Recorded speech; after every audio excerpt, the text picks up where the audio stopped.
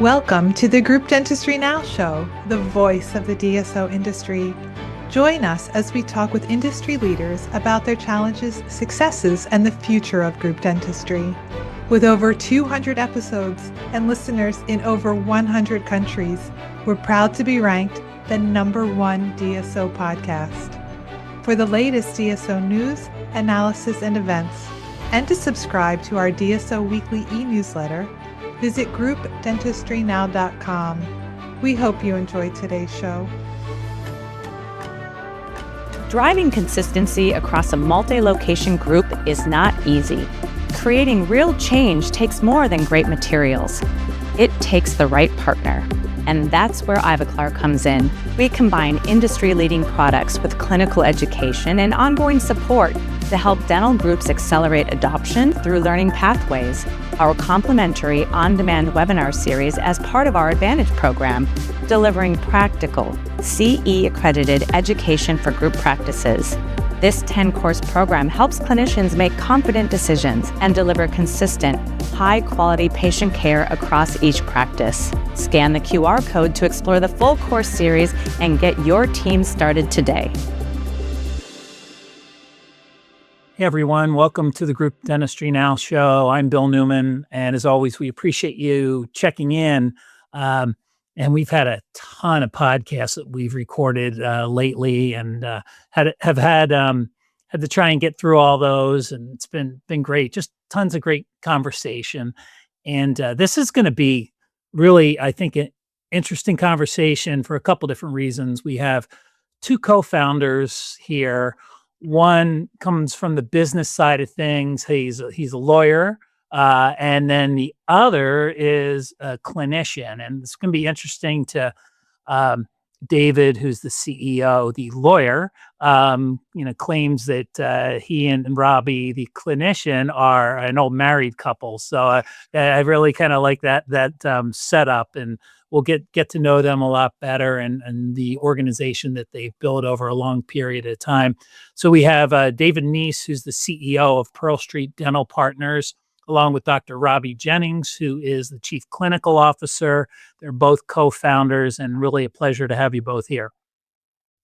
Oh, thanks for having us. Thrilled to be here. Yeah. My joke about being an old married couple, we definitely finish each other's sentences, and after 27 years of doing this together, feel like we kind of share the same brain sometimes, but between the two of us, we should be able to get you some answers today. Awesome. Yeah, this will be great. And why don't we start with you, David, a little bit about your background, and then Robby, a little bit about yours. Yeah. So you mentioned I'm a lawyer. I'm a recovering attorney.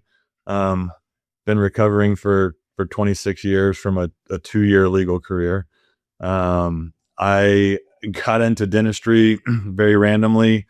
Wanted my career to be about taking care of people. Got this idea about something that might work in dental, and God really smiled on me by putting Dr. Jennings in my path early on, and we became best friends and business partners, and been doing this ever since.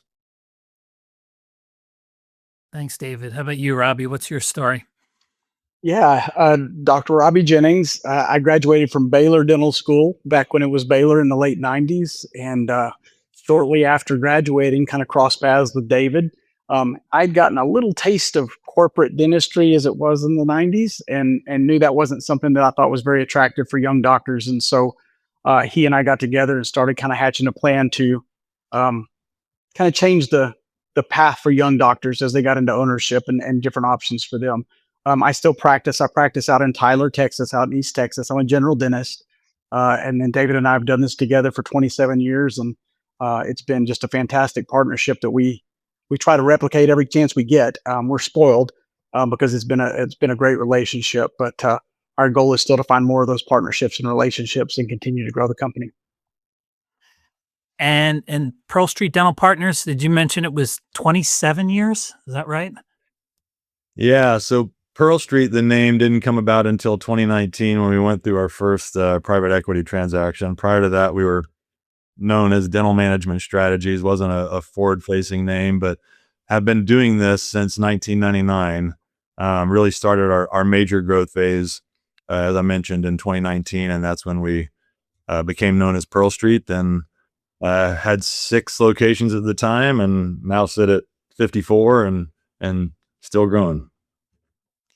Yeah, so let's go back to those early days. What was 1999 like in dentistry? How did you two kind of meet? And David, I guess, did you decide that dentistry was something that you wanted to get involved in? Yeah, I didn't love practicing law. Again, wanted my career to be about taking care of people. Felt like it was probably too late to go back to, med school or dental school at that point.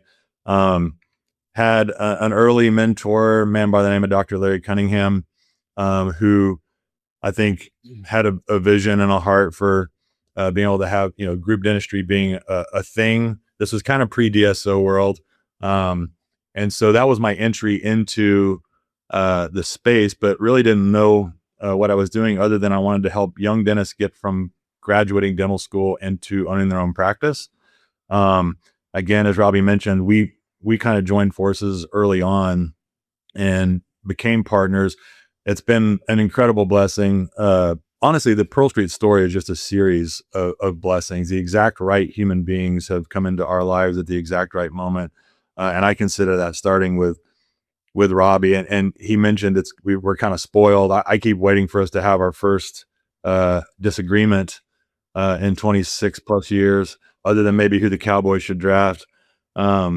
But we've kind of gone into every partnership since then, assuming it was going to be like ours, and have been blessed that it really has been. Early on, when we were kind of getting this thing started, we quickly learned that not every dentist wanted to own their own practice. That was an assumption we had made.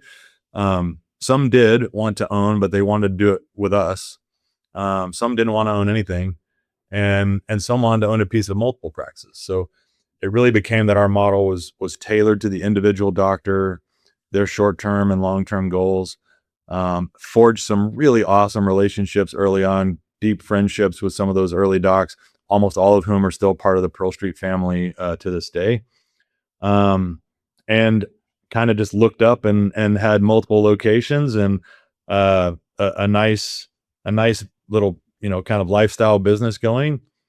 And honestly, that was when the DSO world started to spring up around us. This is around maybe 2005, 2006. And we didn't like it. Honestly, still don't like a lot about it. I think we're very opposed to the corporatization of dentistry. And so we decided, you know what, we don't want to become that. Let's just circle our wagons, take care of our little family of practices. Robby's got daughters. I've got daughters. Let's finish raising our kids. And so we pressed pause for about a decade. And it wasn't until 2018, when we had kids about to go off to college, we kind of looked at each other and said, okay, what's the next adventure here? And let's see if we can grow this thing and prove to the world that you can do it differently, really preserve the private practice of dentistry, but with the collaborative power and peace of mind and security that comes from a partnership that we had enjoyed all these years. And so, people told us we couldn't scale that, which meant we had to, because they told us we couldn't. And so that was when we started our big growth phase in 2019. And it's been quite a ride since then.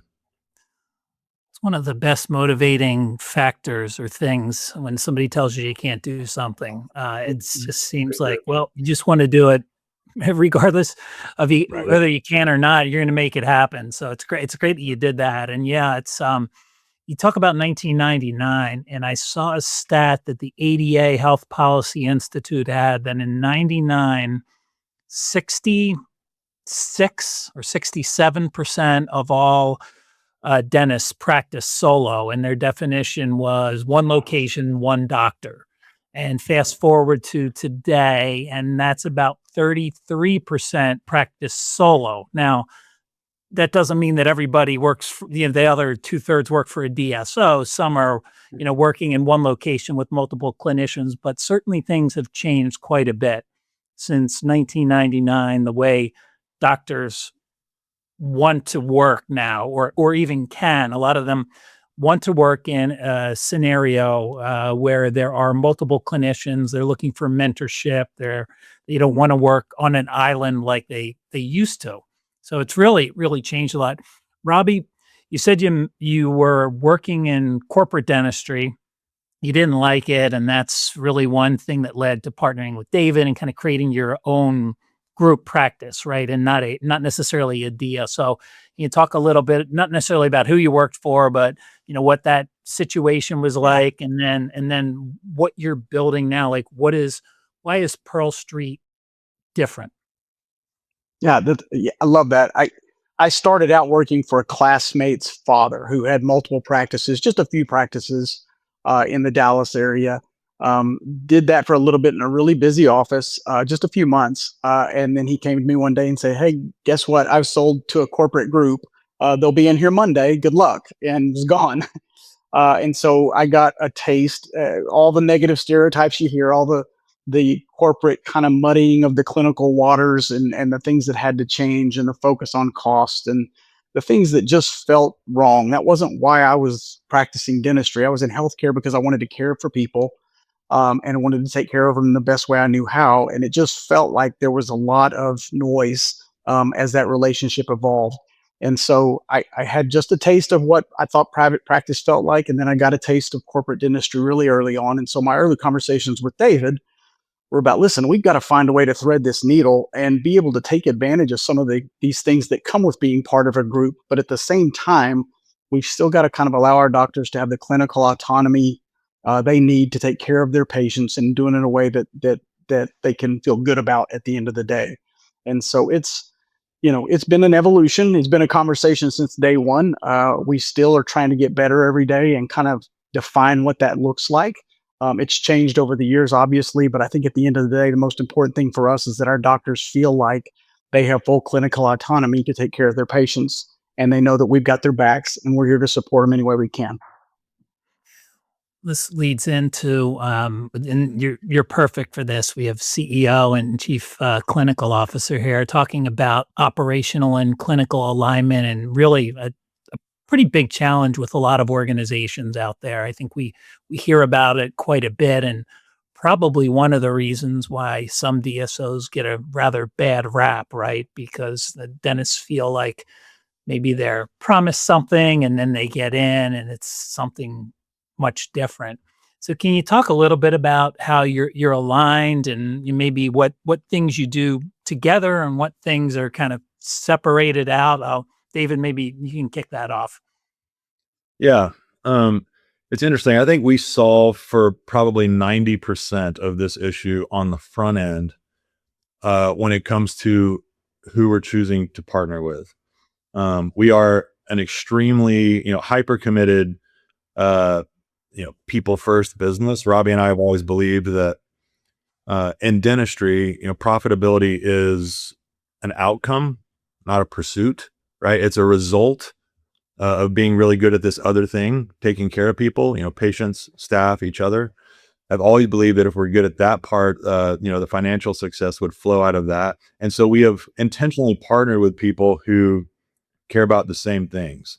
And so for us, it's been fairly easy because we're so relationship based. We wear our heart on our sleeve when we're talking with potential partners, because we want them to get to know us and what makes us tick, and we really want to get to know them as people and their spouses, all this stuff pre-close, to make sure that there's just good cultural, missional, alignment and a similar ethos in those practices to what we care about and believe in. And so we kind of start off on third base from an alignment perspective because of that commitment. But then honestly, any partnership, once you get in, you have to kind of figure things out. And all of our partners kind of our partnerships are a little bit different because they all need something different from us, right? And so we are very much a pull function when it comes to our centralized services, the centers of excellence that we built out.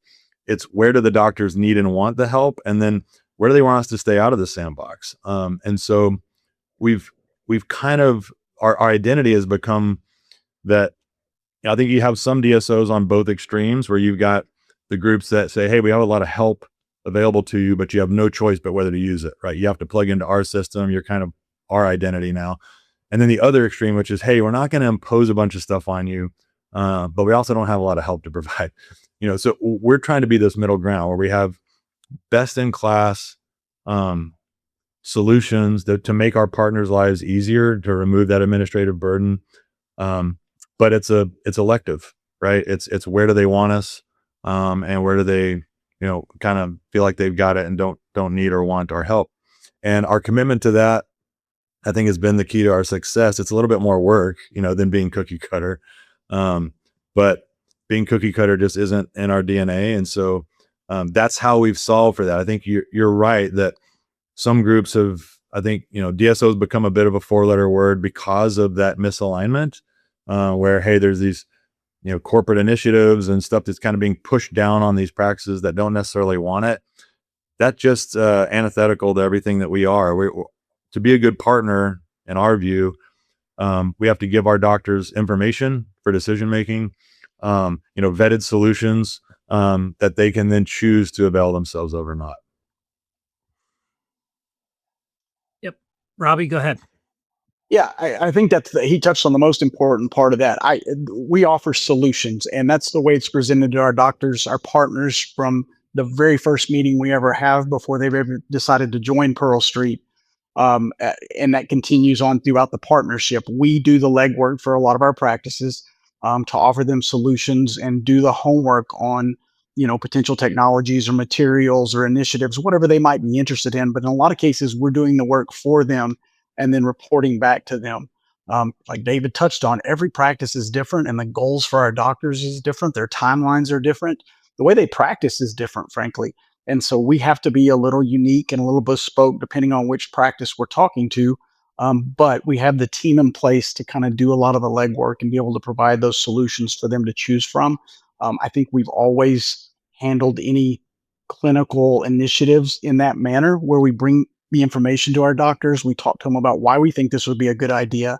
But the reality is, at the end of the day, they still get to decide, is this a fit for me? Is this a fit for my practice?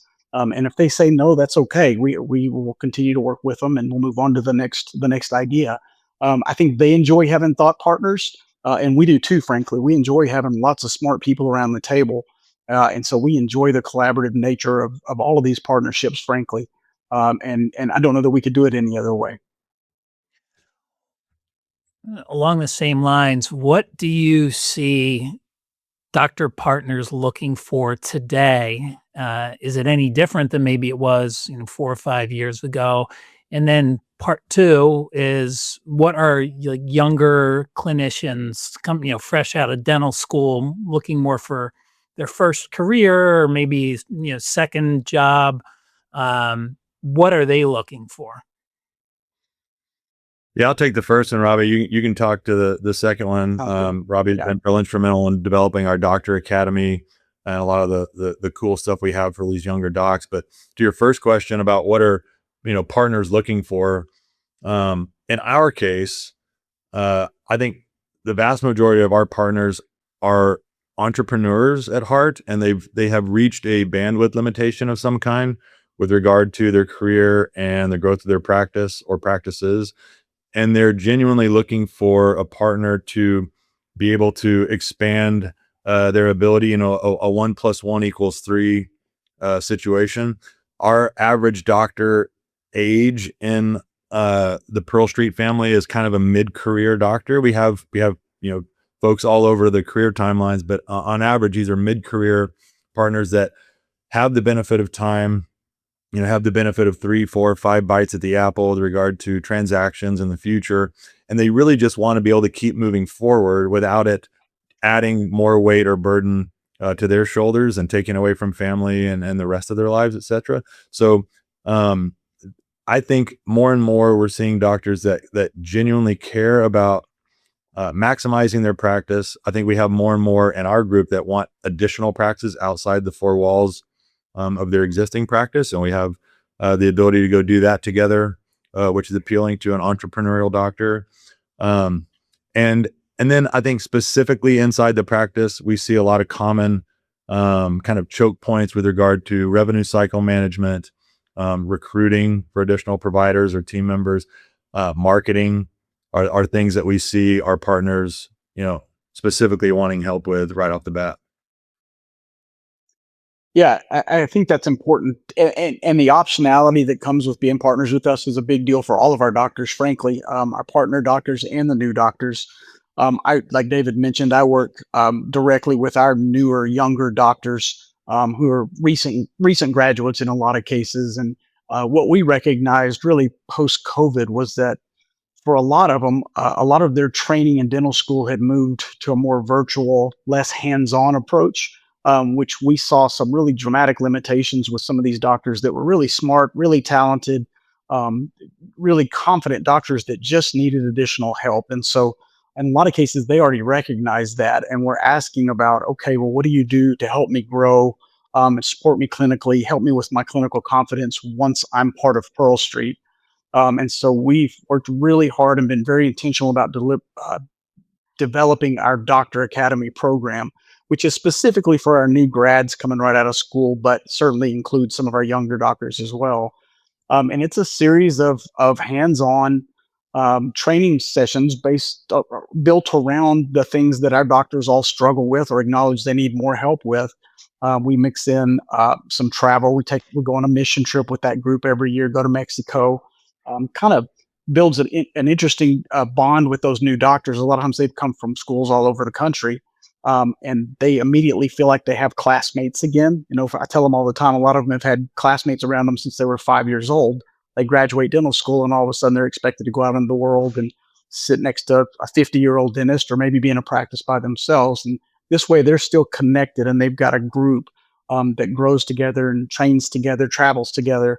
And it's been a really important kind of next step for us. And I think a lot of our younger doctors would acknowledge that that's been a big part of their growth. Also, mentoring is an important function. In our case, we often have mentor doctors that are not in the practice with our doctors. They're actually practicing in different locations. One of the interesting things about Pearl Street is that we have a ton of doctors who want to teach, who want to help, and will raise their hand to volunteer to mentor some of these younger doctors. And so that continues to build the bonds within the family, but it also gives the young doctors another resource they can reach out to with clinical questions or life questions, frankly. But we've been very intentional about building that out because consistently all of our young doctors raised their hand and said, "Well, what are you going to do for me once I get out? Because I've got a long way to go as far as clinical growth." And so far, that's been well received, and we continue to try to get better every day. But it's been a great program so far. And do you see that helping out when it comes to recruitment and retention, that clinical focus that you have, that focus on education and ongoing training? It certainly doesn't hurt. Yeah, it's one of the things that everybody asks about, and the fact that we've got a well developed kind of strategy for that, and one that feels like it's customizable depending on their strengths or their areas they want to continue to improve. And then also the fact that we've developed kind of an extended program moving forward. So after they've gotten through that 2-year academy, they've still got opportunities to continue to follow their clinical passions and train and grow in the areas they're most interested in. And we're going to support them through that as well. And so, yeah, it's definitely moves the needle a little bit when I'm talking to young doctors about possibilities and possible employment with us. Excellent. So I'd be remiss if I didn't mention Ivoclar and thank them for sponsoring this. And this really ties right into what we're discussing here. How does Ivoclar support as a partner really help you when it comes to educating and training your clinicians? Well, obviously, Ivoclar's had a long history of clinical excellence, and so I've been exposed to their products for years. They really stepped up as the discussions about what our Doctor Academy program was going to look like, raised their hand and said, "We want to be involved in this. We want to help. We will sponsor. We will host. We will do anything you'd like for us to do, but please let us participate in this." And they've been just fantastic partners. They hosted us last fall. I mentioned our mission trip with our young doctors to Mexico. We also took a trip to Buffalo, New York, where the headquarters are, and did a full day CE, and happened to go to a Buffalo Bills Miami Dolphins football game with our young doctors as well. And so that was fantastic. They're obviously all connected with Ivoclar at this point, love their materials. just based on the people they met and the materials and techniques they were exposed to. And so we've built that bridge. Additionally, they've sponsored our family gathering. We have a family gathering every year where we host all of our employees and doctors from all over in Dallas. It was just a couple of weeks ago. And they're one of our primary sponsors in that event as well. And so they provide CE speakers for us, in addition to just different educational elements and things to support Pearl Street and who we are and what we do. They align with us culturally. They're just a perfect fit. And so we've really enjoyed working with them. Let's talk a little bit about your culture. This is, it's interesting, and you both have been in the game a long time. And I don't know if you remember when, interest rates were near zero, and people were buying their growth in a lot of cases, and everything was great, right? Everybody was, super smart, and DSOs could do no wrong, or at least that's what investors thought. But there was a lot of talk about culture. I would say 6, 7, 8 years ago, and nobody really talks much about it now, but it's certainly important. So I don't know if, sometimes it's hard to kind of enunciate. What is your culture? We have a culture. What is it? So can you talk a little bit about what that looks like, or what the Pearl Street culture is? Yeah, it's interesting. I think most times at these conferences or whatever, when I hear people talking about culture, um, it's it's typically in the context of a branded group, right? Where they, all the locations look the same. They all, do the same thing. They have all the exact same systems. And so you have a cohesive culture or almost brand, right? Whereas in our case, where we're an invisible DSO, or non-branded, patients don't know we exist. It's a conglomeration. It's a partnership of very diverse practice types, right? With regard to demographic, the procedure mix, et cetera. And so for us, culture really has to do with core values and a shared, again, ethos or mission, where this is about people first. I can tell you that when Robby and I are meeting with prospective partners and these, seller meetings or whatever, one of the first things that we look for is whether or not they bring up a concern for their staff. If somebody doesn't bring that up, it's usually a red flag for me and Robby, because it kind of tells us, oh, they're not that worried about their people. And so I'm not sure this is a great fit with the Pearl Street culture, because we're so people first oriented. But it's interesting because our practices are all kind of their own thing. We talk about clinical autonomy. They also still preserve operational autonomy in a lot of respects. And certainly we don't want to disrupt the existing culture, because we partnered with them for a reason, because we fell in love with what they built, right? And believe that they care about the same things we do. So we don't step in and try to impose a Pearl Street culture on the practices. What we're really doing is trying to partner with people who have a shared culture and values with us. And so we've been very blessed in that regard. And I think like attracts like, and so we've been an attractive option for people that care about those things as well. And I think we've done a good job of making sure that we continue to base our decisions on the human beings that we're going to be doing life with on day two, and not get blinded by spreadsheet or by numbers.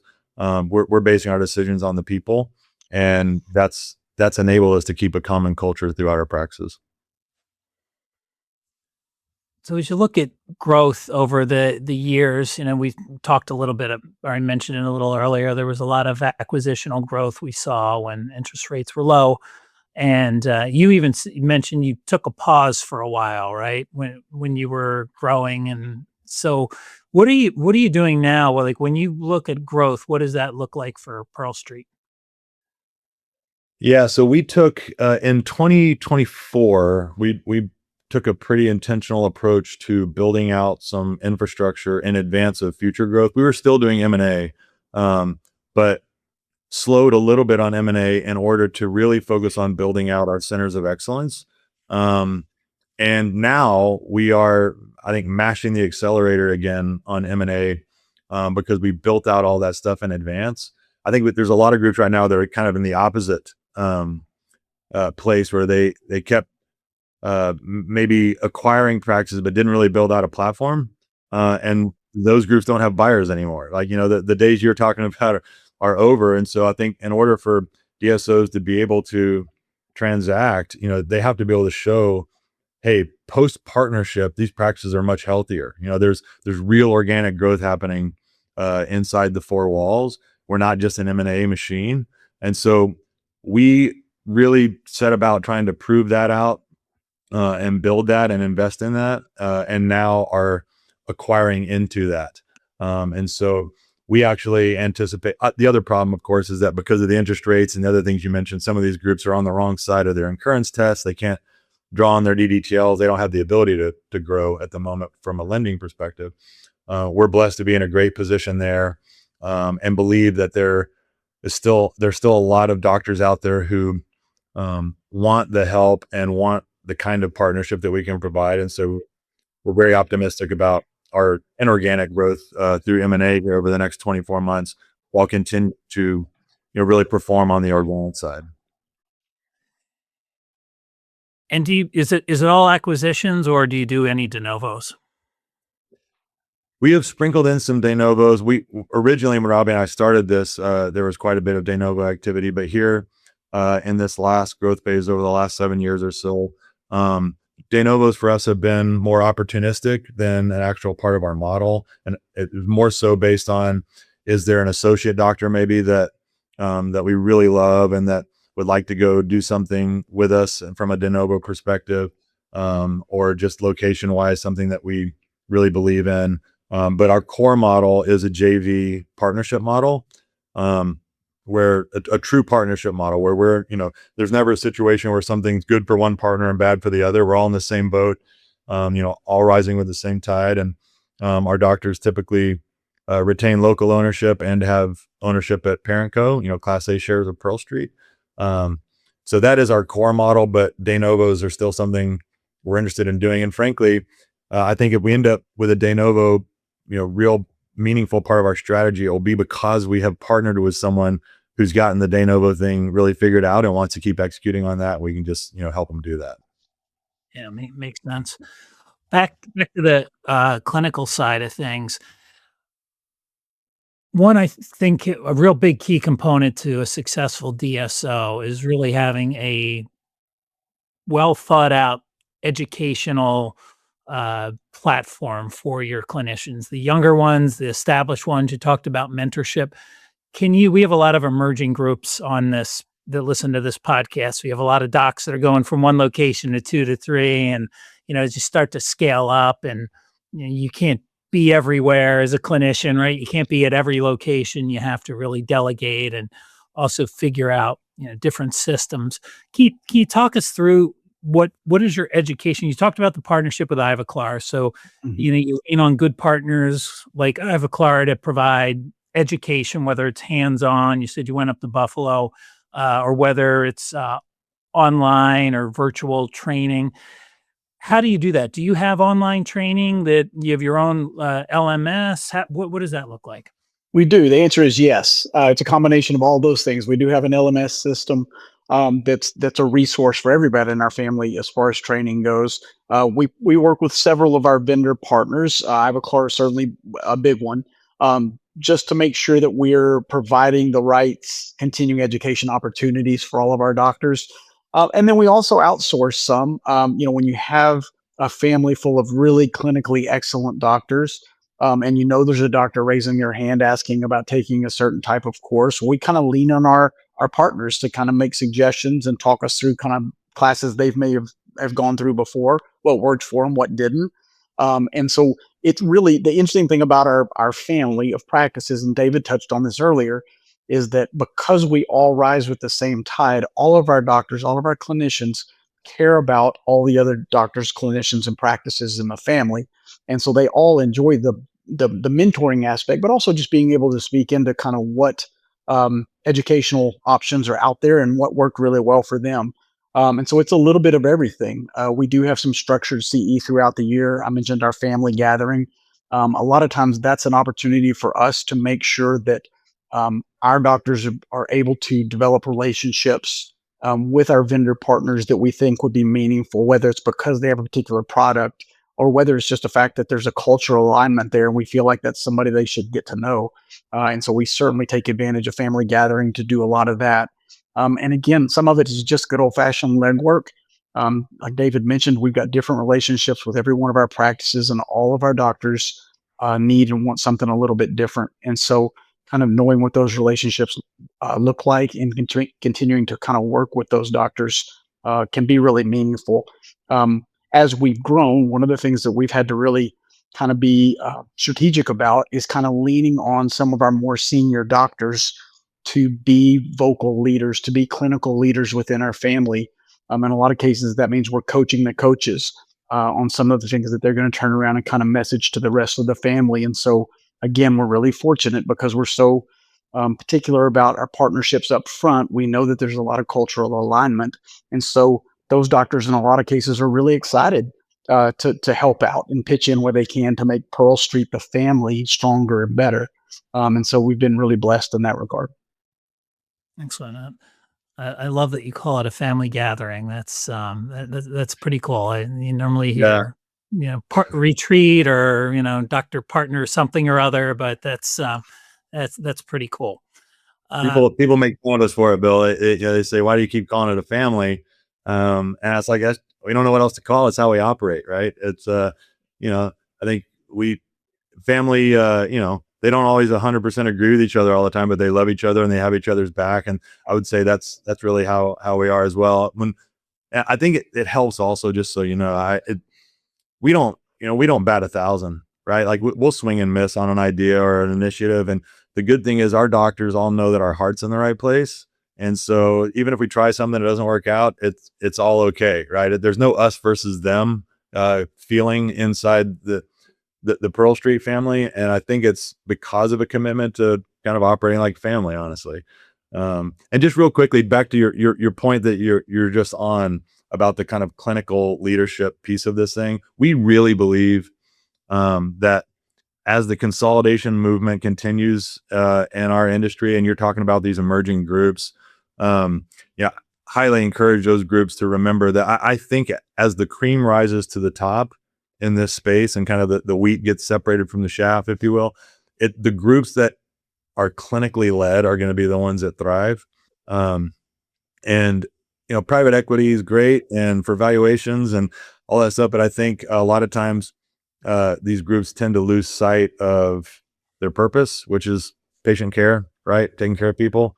And so having clinical leadership, developing leaders amongst your clinical team, I think is going to be key for the next wave of, this space in general. So we're committed to hopefully being one of those that it remains true to that.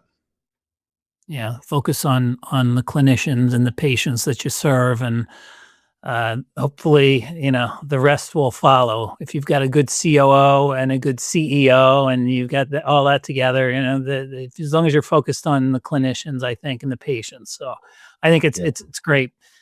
As we start to wrap things up here, I always kind of ask a crystal ball question. So, what is the next 24 months? So you can set it out however far you'd like, but we're kind of in this interesting time where we had, and as I touched on it a couple of times, the low or no interest rates. Now we're in kind of a relatively steady state of interest rates. However, we've got all this other uncertainty out there, and I think some of the patients that we serve are feeling that as well. So if we go out 24, 36 months, what kind of initiatives do you have, and what do you think Pearl Street looks like in 2-3 years? Why don't we start with you, Robby? Yeah, it's a great question. It's interesting because I think people are always going to need dentistry, and we've been very intentional with most of our practices. And again, they've kind of developed their magic on their own, but making sure that we're providing a consistent level of care so that if times change, the economy gets tough, we're still going to be there to take care of our patients.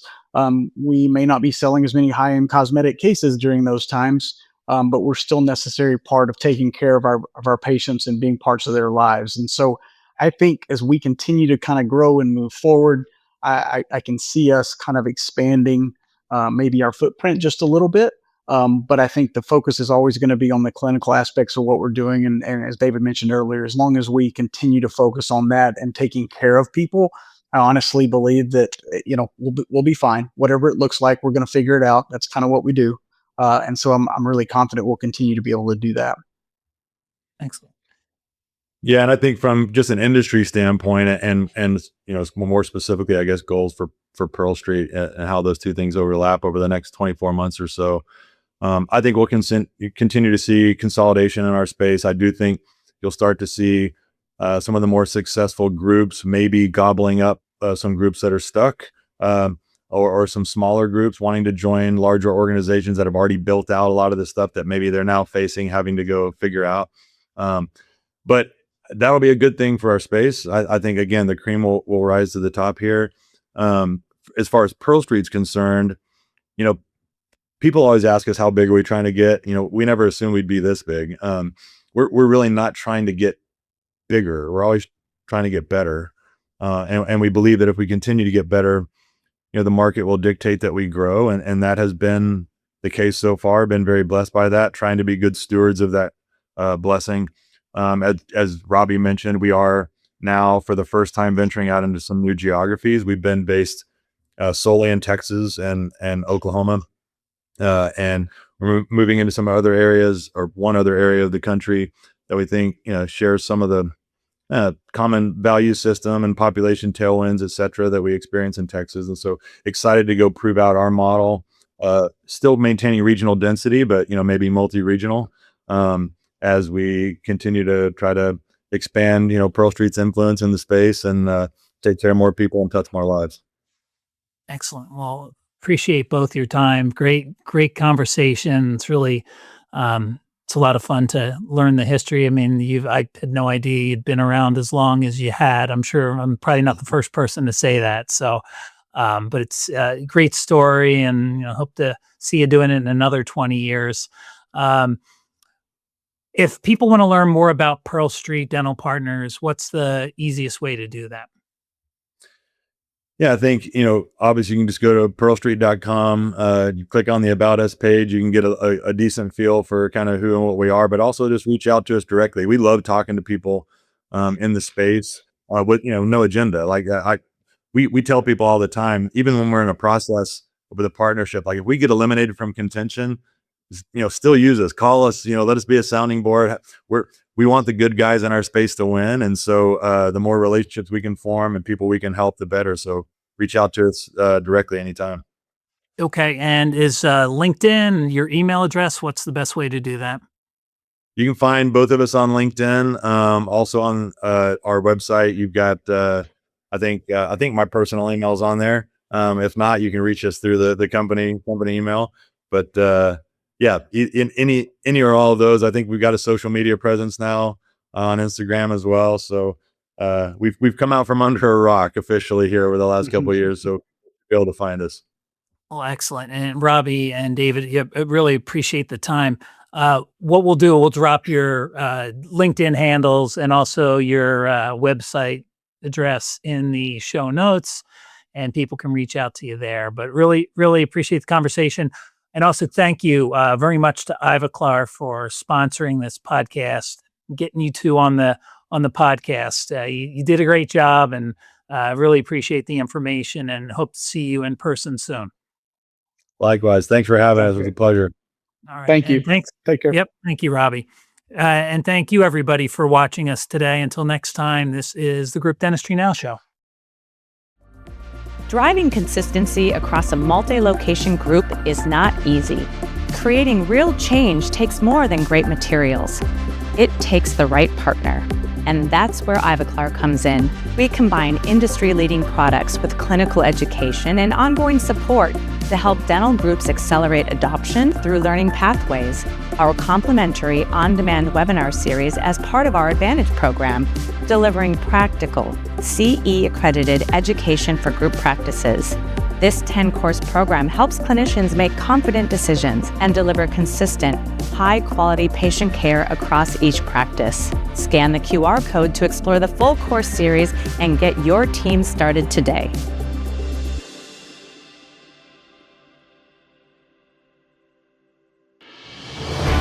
Thank you for joining us today. Don't forget to subscribe to the podcast to stay up to date on the latest DSO news, insights, and events. Also, subscribe to our DSO weekly e-newsletter at groupdentistrynow.com.